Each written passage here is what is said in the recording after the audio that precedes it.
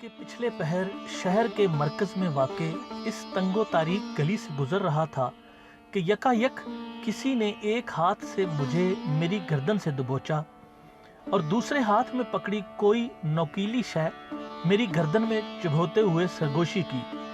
खबरदार, हिलने या शोर मचाने की कोशिश मत करना। एक तो ये शहर अजनबी था और अभी 2 ही रोज हुए थे आए हुए, और ऊपर से अचानक ये मुसीबत कि मेरा तो दिमाग ही शल हो गया था। मुझे कोई नुकसान न पहुंचाना, मैं मज़ाहमत नहीं करूंगा, आप ले लो, सब कुछ ले लो, मैंने समाजत करते हुए कहा। खामोश रहो, उसने स्पाट लहजे में हुक्म दिया। मैं खामोश हो गया, मगर मेरे दिमाग में आंधियां चल रही थी। दिल ही दिल में उस पल, उस लम्हे को कोसने लगा जब अपने छोटे से पुरसुकून गांव को छोड़कर शहर आने का सोचा था। कितना रोका था सबने, नफसा नफसी अफरा तफरी होती है, सबने बताया था, मगर यूं जान पे बन आएगी ये तो सब समेत मैंने भी ना सोचा था।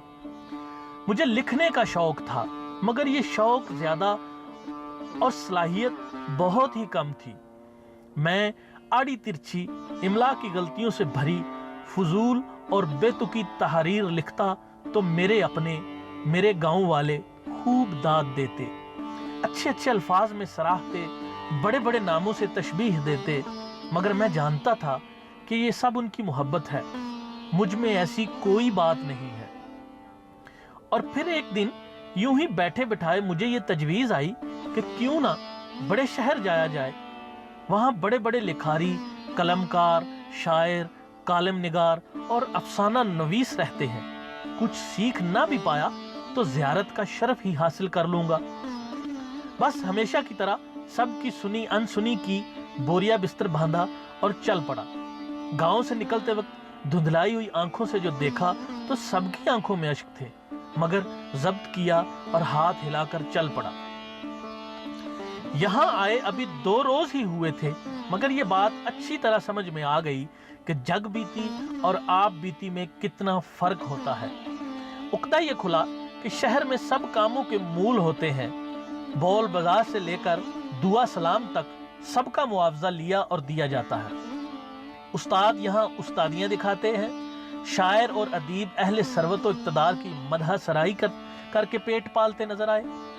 मुझसे पहले जो बहुत से बासलाहियत लोग कुछ सीखने, कुछ बनने की तमन्ना लिए कई सालों से यहाँ मौजूद थे, उनकी कसम पुरसी और हालत जार जो देखी तो सोचा मैं कल ही वापस लौट जाऊंगा कि मैं तो बस एक मजदूर हूँ, किसी जाविया से भी लिखारी हूँ, न लिखारी बनना मेरा मकसद। बस यही सोचता हुआ मैं रात के उस पहर अपनी रिहाइशगाह को लौट रहा था कि युफ्तात आन पड़ी थी।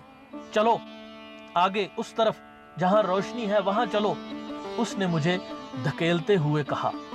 मैं चुपचाप उसके हुक्म की तामील में रोशनी के करीब पहुंचा तो उसने एक दफा फिर मुझे कोई भी होशियारी दिखाने से बाज रहने का हुक्म देते हुए मेरी गर्दन को आजाद कर दिया।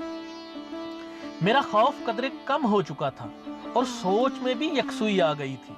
अब तजस्सुस था कि अगर उसने मालो मोबाइल का मुतालबा नहीं किया और यहाँ रोशनी में भी ले आया है तो आखिर चाहता क्या है। उसने एक अफसाना निकालकर मेरी आंखों के सामने किया और मुझे पढ़ने को कहा।